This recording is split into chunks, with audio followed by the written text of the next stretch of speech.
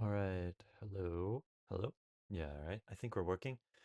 So the audio might be a little screwy in this one because my microphone is to my left and I set up a new configuration basically for when I'm doing VODs that I will be able to kind of do things on the fly a little bit better. So I'm going to use my drawing tablet monitor so that way I have a pen to draw on the screen with, but there might be some like technical difficulties while we're doing this time. So, hopefully it's nothing crazy, but just a heads up. So it's a little awkward because my tablet is over here. I need to turn my game volume down. Holy shit. I'm assuming the audio is fine and that you can hear it. It's actually a little loud. I'll turn that down a bit.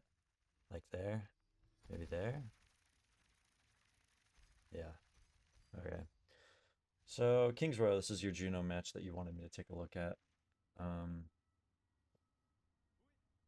oh, it's going to be weird doing it on this monitor. Oh, God. Disorienting. So, you're number 3 on the other team, which is, I think, 8. No, it's not lined up correctly. So you're number 9, right?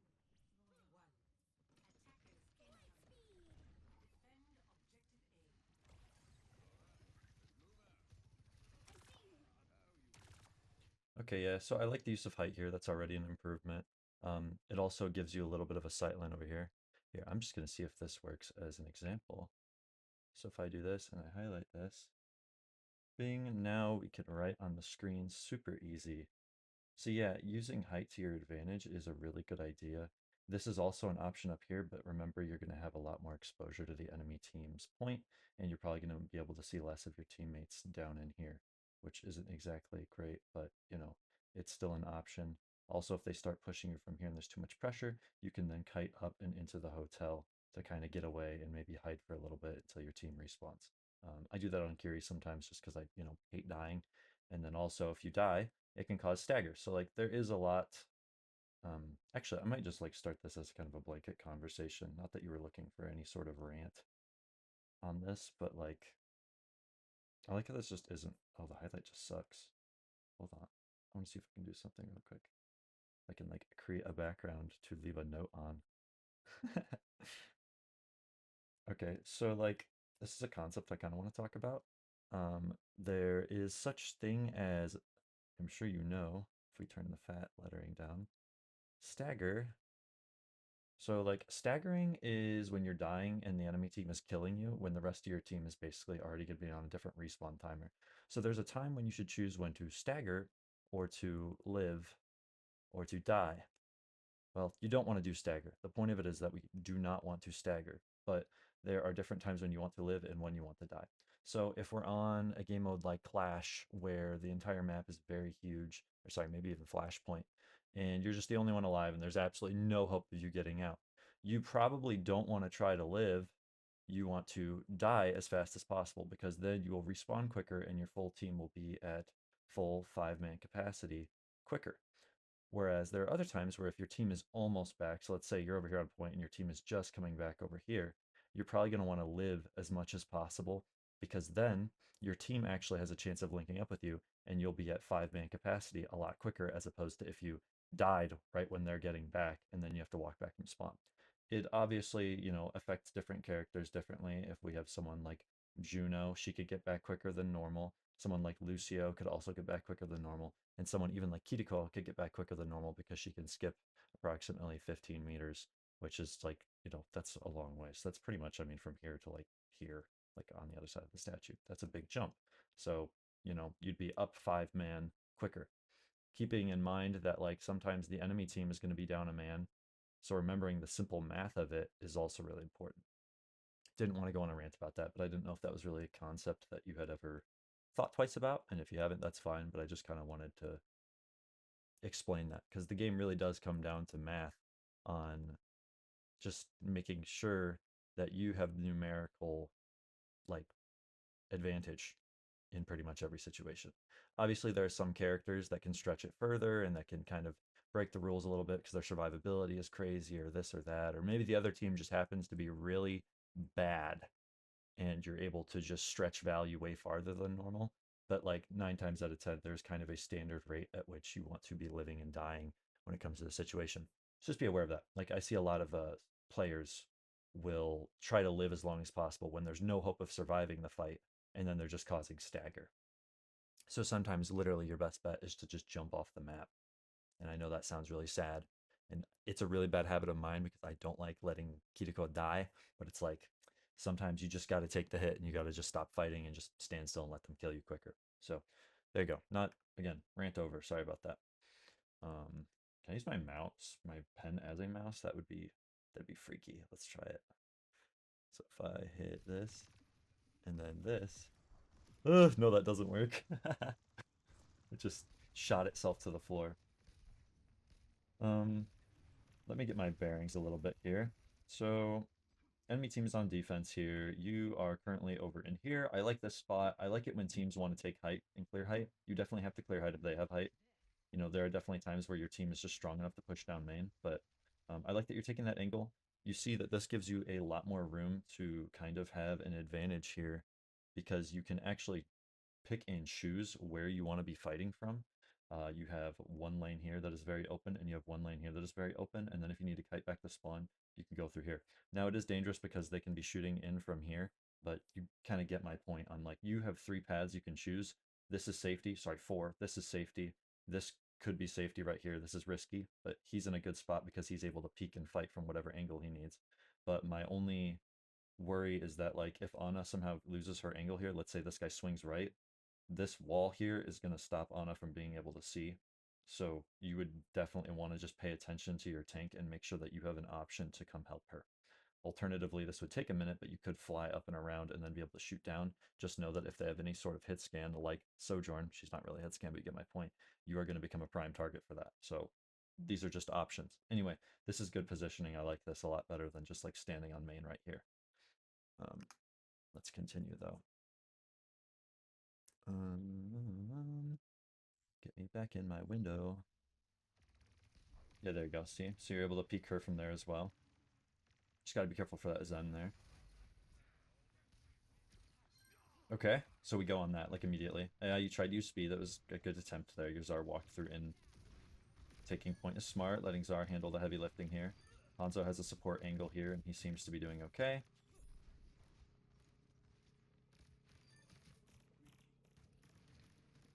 So as long as someone's on point like Ana is, yeah, you can kind of play up.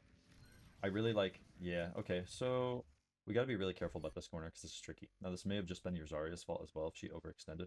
Oh, hold on, we've got the super skip going right here, but it's 30 seconds. I'm going to leave it for now. So she didn't stabilize here, which was her problem. She gets up to like half health, which is usually the safe point at which you can kind of, yeah, overextended. Rom popped both abilities, sorry, all 3 abilities, and she goes down. Not much you can do about that. That's on your Zar. Your Ana gets picked by Hanzo as well, which isn't great, so. Okay, your Hanzo goes height, be aware of that. He's kind of... I don't know that you can really reinforce that unless he, like, for sure is going to get a pick, but, you know, it's different when you know the player personally as opposed to playing with randoms. He dies there. Okay, I like where you're at, but you got to remember that Soj is, like, right up there with you, so got to be really careful of that. Actually, the team colors weren't swapped because you're that nasty yellowish green color, which is what I have as my enemies. It's throwing me off. Your Zar goes inside. Ana sticks with Okay, was that a friendly ult? No, that was a hostile ult. From your own backline? Okay, I mean... That was, like, pretty bad. Your Zar is just absolutely killing herself. And maybe that was intentional there, but, I mean, Kree was still up. Fight was winnable. It was tank versus DPS versus tank, so... You know, she threw that. It's unfortunate. It was a smart flank on the Soja's part. Honestly, if I were to go back and try and critique you on that a little bit, are you dead here? Where are you alive at? Okay, you're alive here. So, we know that Soj is gonna flank at some point. Yeah, okay, she's going top right. You don't know this yet. So you end up over here when you die. I don't know that I'm gonna be able to, like, scrub the clip in order to find the perfect moment when you're getting shot by her. Oh, literally the moment you die. Okay. I think you're dead. Or stoned, one of the two. Anyway, yeah, you're dead. So, Um, I'm pretty sure she peeked you and killed you pretty much instantaneously, which is unfortunate because Soj is actually just such a problem when the player's good at just clicking heads. And she didn't even hit you in the head, I don't think. She just body shot you.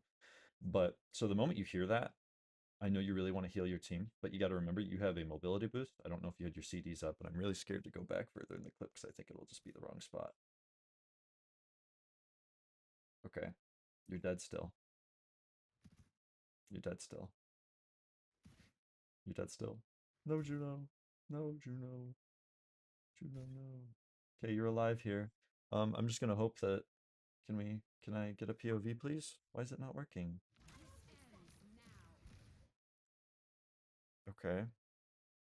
Anyway, so you don't have speed, but you do seem to have your flight up. So ideally what I was just trying to say, is that finding a way to kite through here, because you know your team is mostly up here. Like, honestly, this isn't like entirely your fault because like you didn't know the Soj was gonna do that, but like at the same time you allowed yourself to get picked because there was a very big gap between you and your team. Your Ana's on the inside, she's very safe. Dangerous angle to play because of the enemy team's ROM, but like, she's gonna have a lot happen to have someone get behind her. You're very exposed, which makes sense why the Soch grabs you as soon as she notices you. But the moment you hear that ult from over here, again, maybe you were confused because this is a really weird. Wow, she's very determined. This is a very weird angle from the Soch, but you probably instantaneously should have just all the way over here. Make race car noises if you have to; it'll make you go faster. But finding a way to immediately get the fuck away from her is probably your best bet here because you don't, and then she pretty much instantaneously slimes your ass as soon as she notices you shooting. See, you fired one burst and she immediately swung you. And your Czar, man. I mean, yeah, I mean, she was low because there was just no support for her. So I guess her walking was just her way of dying quicker, like I talked about at the beginning of the VOD.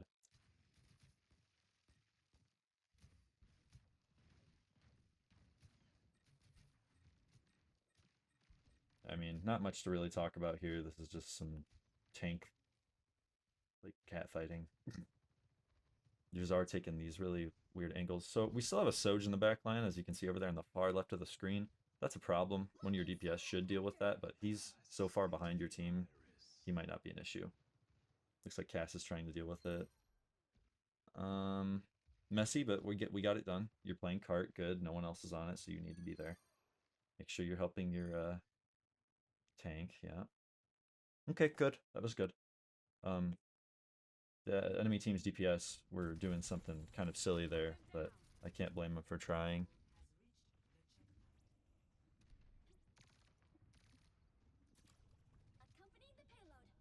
I'll watch your POV for a little bit here.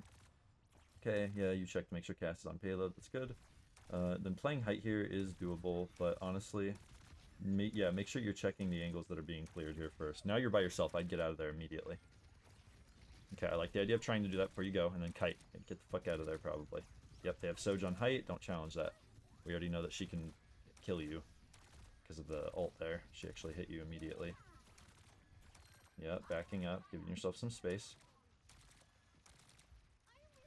Again, the use of height. Smart here. That's what I'd be doing.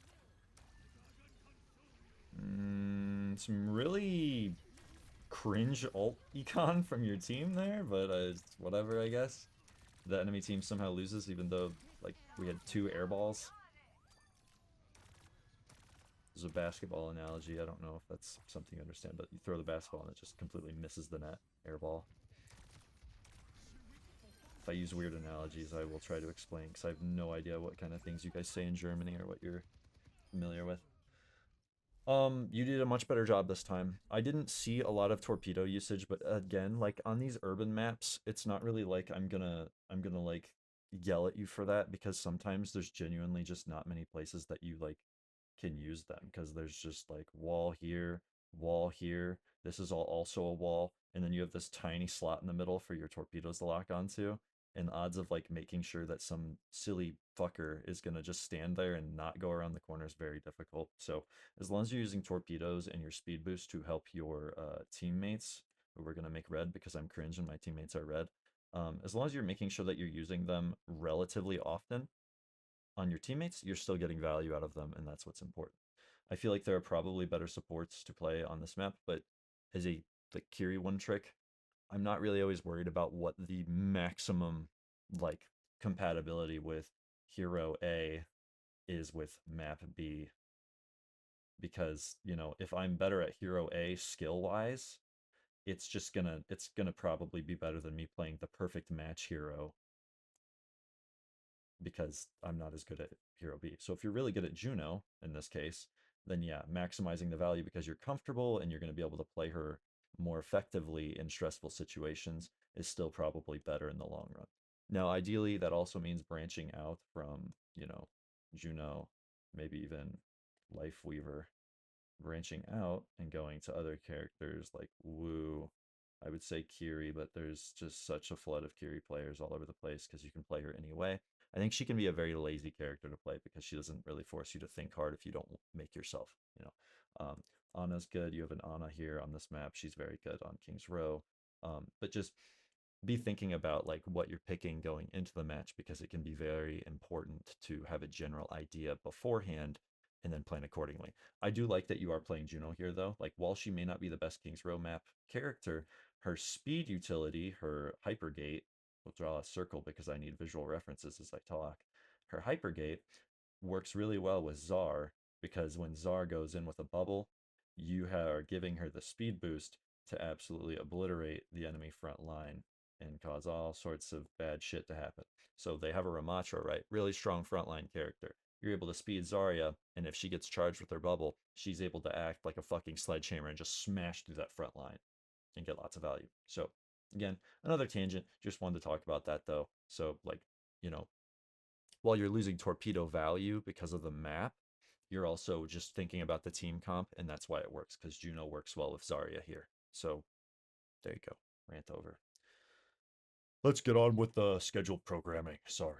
I need to drink water. I've been talking a lot. Am I tabbed in? Thank you.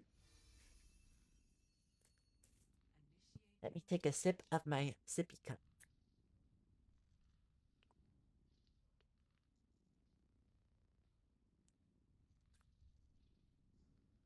As you can tell, when I'm like not half dead and I'm doing these VODs, I have a lot more to say and I'm a lot more constructive. So I'll ideally try to always do VODs from here on out. I won't rush them out. I'll just try to do it when I'm feeling able. So you guys are on defense. We're gonna skip ahead a little bit. Let's see what your pre-fight staging looks like here. Okay, good job. You're on height. That's what I like to see. So on Curie, and I don't, okay, like this is kind of a do as I say, not as I do type of deal. But like when I play Curie, I play really aggressive sometimes because I like to maximize my DPS value. And that doesn't mean that you should be doing the same thing because if you're, this isn't me dogging on your skills, but if you're less confident, less skilled, have less, we'll call it training, like in the way that like you train things so you do them subconsciously without having to directly think. When I'm playing Kiri, I'm very well acquitted with her abilities and playing kind of semi-aggressively. So a lot of times I'll jiggle peek this corner, and if they have a Widow, I can spam out the Widow occasionally, but then also I can get some free alt charge out of the doorway here. You on Juno, you're probably not going to want to do that as much because on Kiri I can just, duck and TP. But, excuse me, as Juno, this could be done, but like you have to be very careful playing here because you're more easily pickable than here, whereas the statue acts as a natural barrier. But you're basically your main predator here would probably be Window because Widow can be up here or Hanzo. Yeah, less likely to hit you as Hanzo, but you know what I mean. So just be careful of that if you're going to be playing a kind of aggressive and open angle here. Your team needs to get the fuck out of spawn though. I don't know if they just hadn't spawned or if you maybe needed to hypergate them, but just be aware of hopefully getting your teammates here before the fight starts. They have 8 seconds, so it should be fine. I'm just yapping. But I like the staging. The Czar is in the right spot. Just be careful if she ducks around over left. Tanks really like to go over here for some reason, and then they always die because if you're here, I'm gonna use my little drawing again. So if you're like gonna be over here, because oftentimes on support, I feel like we just always get stuck over here. So as a support, you're over here now. The tank always likes to just play here, and that's fine because they can be shooting in here. Let's say the enemy team kites that way. You can shoot them there, and you can shoot them here and here, blah, blah, blah. But the problem is this statue acts as a massive barrier. And then as support, you have to swing out, which then exposes you to an enemy angle here where you can die on point. but you kind of have to just learn how to play this statue. It's really the big part of this if you're playing on open plan. It's a completely different story that I will then explain if they end up using hotel, because this just changes the entire flow of the map where they can flip and then you're forced to play from their side, and it's all super complicated. But generally speaking, yes, I like your height. I don't like where your DPS is sitting. That's suicide. But I guess they're May, so maybe they have survivability. But again, point of the ramble was just be very mindful of the statue, because the statue is kind of your way of life here. Because it provides a natural barrier, and it also is a big rotate because it is curved and it literally allows everyone on both teams to play around it in kind of a circle. So just really paying attention to your Zarya and making sure that you pay attention to which direction she's taking. Maybe use speed boost to help her get out if she needs it, all that kind of stuff. While simultaneously, again, being aware of hit scan and direct fire from the enemy team trying to pick you off on height, because there is not much cover here. You have the lip and the elevation here as your real only benefit. That's it. There's no cover here. There's nothing above you to fly behind. You have this door, and that's it. So make sure you're just aware of that. Oftentimes, a hit scan on your own defensive team will sit up here and here. So let's extend this, trying to be aware of where they might be sitting is also good, because if you need to turn around and give them one quick burst from your blaster, that can just help them stay alive a little longer. But honestly, like, one of the supports has to, and I mean has to, be watching the tank, because if you lose tank, unless you have like a fucking esports player on your team, like, and I mean like Ultraviolet or Lip or something where they're human aimbot, you're probably just not holding the front line without a tank on this defensive hold.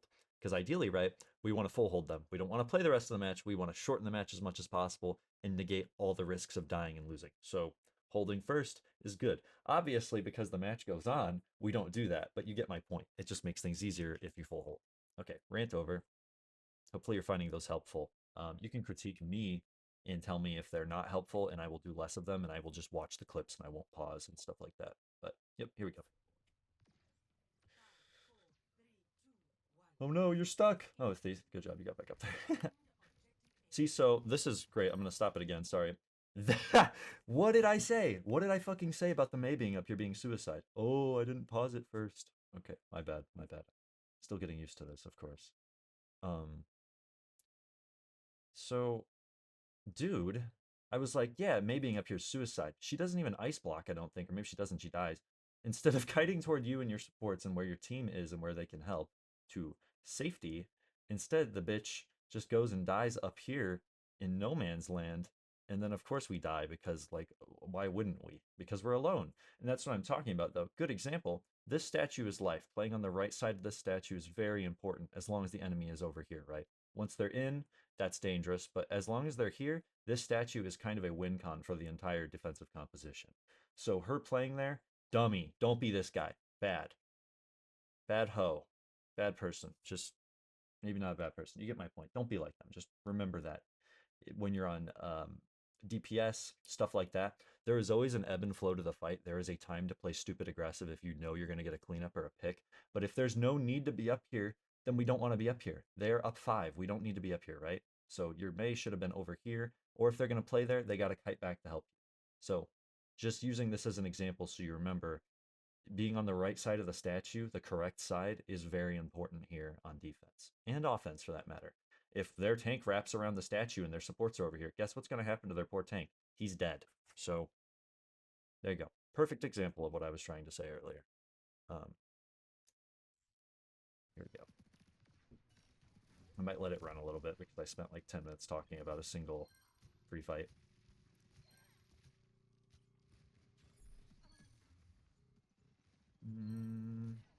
Tank needs a touch here. I know that doorway is scary. Yep. Did you see that? Sorry, we went back really far. Let me slow it down. I'm sure you did see it, but I just want to point that out. So you helping your tank is here. I know you're scared of that Soj until the Soj is cleaned up. That's okay to play doorway. So you see, look at this angle here. You are forced out. Let's say they had a DPS waiting for you. You're forced out of safety to come and help him because he's playing on a stupidly aggressive angle that he doesn't need to be. I get that he was chasing the Hanzo, but guess what he could have done? He could have gone around this way instead and caught them both and then not risked almost dying and then forcing you out of safety. So being a tank, it's very important to also be aware of what your supports can be like safe doing. Because if your supports die, you die as a tank. It's a symbiotic symbiosis of, you know, roles. You need each other, for better or for worse. Okay, Ron puts up barrier. You still have a pretty... Oh, see? Yep, that's when I would be really careful. Yep. I like that you kited immediately, but I don't like that you flew. Not like, you know, I'm being a little ridiculous on what I'm nitpicking here. Yeah, I lost it. Sorry, I can't find it. With the 30-second scanning, it's not good here. See, their Soja's just following headshot height the whole time. Alright, we're going to speed it back up. I'm kind of lost on where we are here. So they're going to cap, obviously. But I was just going to say, use that doorway on the top right, kind of where their Kiriko is playing right now, to kite and use hard cover. That way you have less of a chance of being shot out of the air. Because we already know, again, if they didn't have a Soj that was... Okay, maybe he's not good. He just missed that. But if we know they have a good Soj player, we want to minimize the amount of chances you're giving her to kill you, you know? Kind of watching what this guy does because he seems to be kind of experienced. Yeah, see, he goes to hard cover immediately instead of just, like, backing up into the wall. We're going to go back over to you now. This is a good spot to be. The Tsar going into that angle is dangerous, but I also completely understand. Sometimes the nearest cover is the best cover, even if it's farther away from your support line. Just be aware there is height behind you that you could be using here. Not that it's, again, nitpicking, not necessary, but just maybe even remembering that this lip is here, which I believe you can jump onto as Juno. So if they swing you, you can immediately back up and just hop up on here and then back up and around through here to route and then stay safe. I like playing this platform as well, which these are kind of directly connected, but again, I will let the match play because I'm talking too much.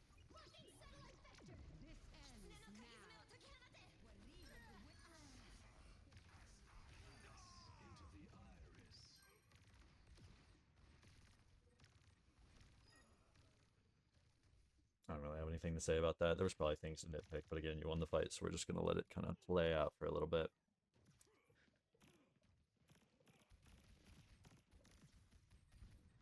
Yeah, like I've turned this 15-minute match into an already 30-minute long VOD. But, like, I don't know how much you know, so giving you even the bare minimum, like, basic advice is probably still smart until I know that you've, you know, improved enough to not need it. Yeah, that's Soj, man. See that guy, like, he should have died quicker. I think he's still on the same spawn wave as you, but, you know. There's another thing, like, you can theoretically want to try to just fight as much as possible while trying to die because you can farm alt charge off of getting, like, 3 more bullets in before you die. Wow, instant pick on your soldier. Soldier? Soldier? Soldier sojourn? That's a problem for your... Yeah... Okay. Did our Tsar just fucking feed? I know this is gonna go back super far. Let's rewatch this fight a little bit. He dies, right? Okay, we're down to DPS. Like, what the hell? I guess the scramble to touch there is what they did, but now because he killed himself, you guys aren't going to be able to stop them at this L. And that first L right there is really important. Once you lose that, it's a lot harder to hold spawn. I think you know what I'm talking about without me drawing lines on the screen. So it seems like they kind of have just a dominant force here. Let's see where you are, what you're doing. Okay, using torpedoes good. Kiri's on your ass. You're going to want to kite out of there because you can't win that usually. That was good. Again, I'm not really paying much attention to your ability usage and stuff. I'm looking at your team a lot more just to explain, like, positioning. But, you know, once you fix your positioning and perfect that, then I can really talk about, like, the perfect times to use alts. I was just going to say, good time to use that for sure. Probably not a good place to be on that.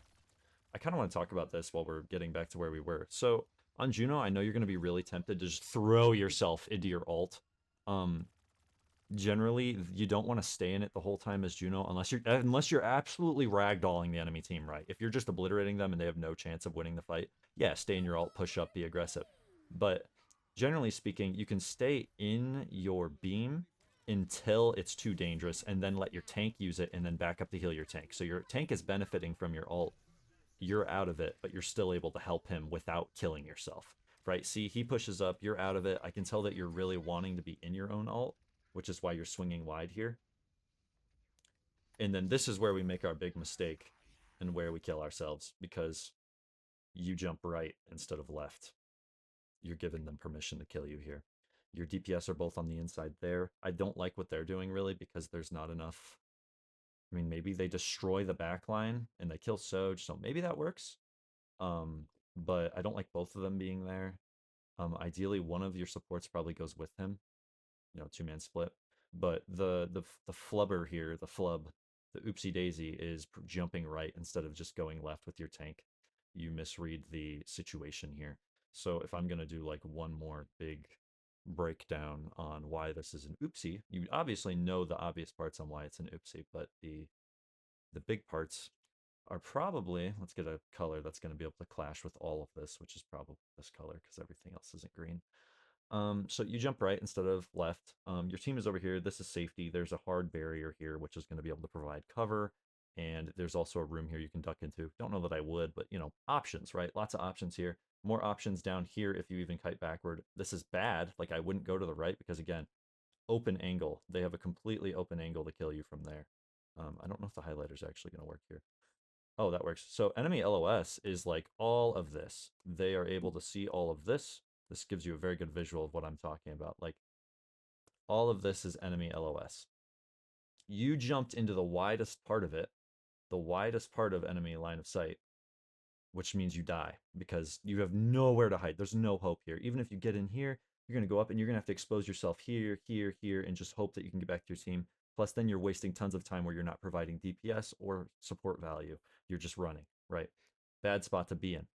Be very aware of the angles and how much sight enemies have. This is about as far as they can see that applies to you. Ana has this angle and is able to see there. Your other support is over here and can see you, yes, but the tank is already backpedaling, which is a bad sign. So your Ana subconsciously is going to be like, oh shit, my tank's backing up. I need to back up. Oh god. All the while, this scary motherfucker just ulted, right? Yeah. So we want to be, or maybe he just popped his ability. But we have rush, bad sign, danger, danger, and we went right on accident. And you probably know you made the mistake as soon as you did it, but I just want to explain why that's bad. So maybe this like helps you get down the principles behind why that's like an oopsie daisy, you know.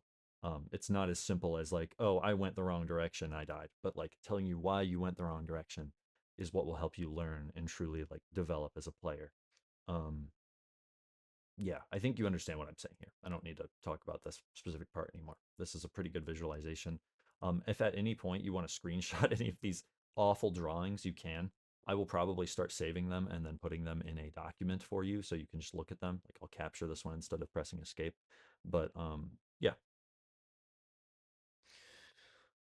Let's go back. I need to take another drink. I've been talking a lot.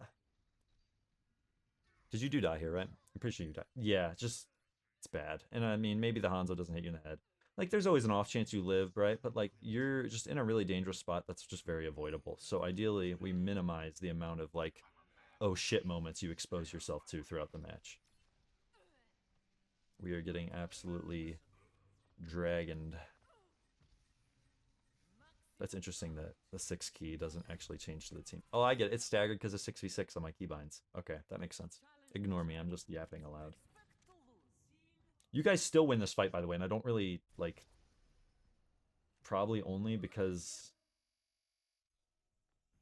I'm going to speed up through this, right? Okay, let's watch your tank play just a little bit to get an idea of where he's at. So yeah, this isn't looking good. We dropped down to less than half health. There's lots of bad stuff going on.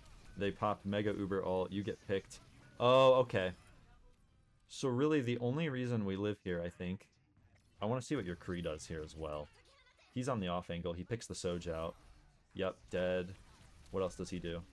He gets 2 picks. So he wins the fight for you guys here. So you get lucky. So even though you like kind of fed there, your Kree was able to really pick up the slack and get 3 picks on their team. So maybe you served as enough of a distraction. I don't know. I wouldn't look at that as a win on your part though. Like I would look at like I need to improve my positioning, you know, and then just do better next fight. But you did win it, luckily.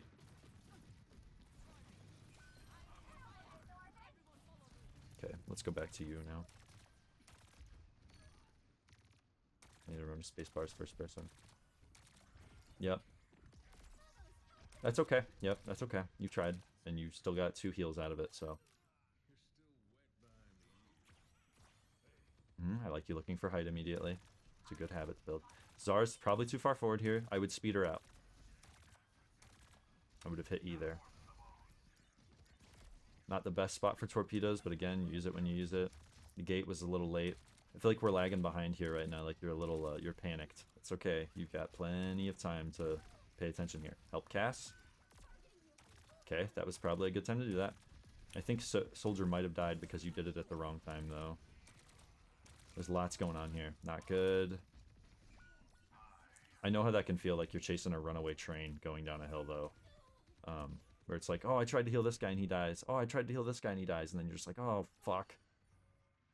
So if that starts happening, prioritize like healing a tank or someone that has high survivability. That way you're not wasting your heals on people who are just like kind of destined to die. It's hard to really know what that means from situation to situation, but you'll get a feel for it. That was a good torpedo. Maybe a little wide. Like, be careful, because that could have been... Like, they could have killed you there. Your gate is up. Yeah, make sure it hits your team. Good time to use torpedoes. Great time to use torpedoes, actually. That's what that's for. Got 20 seconds here. That was probably final fight. Maybe they have, like, half a fight left if they really push with, like, Lucio or something stupid.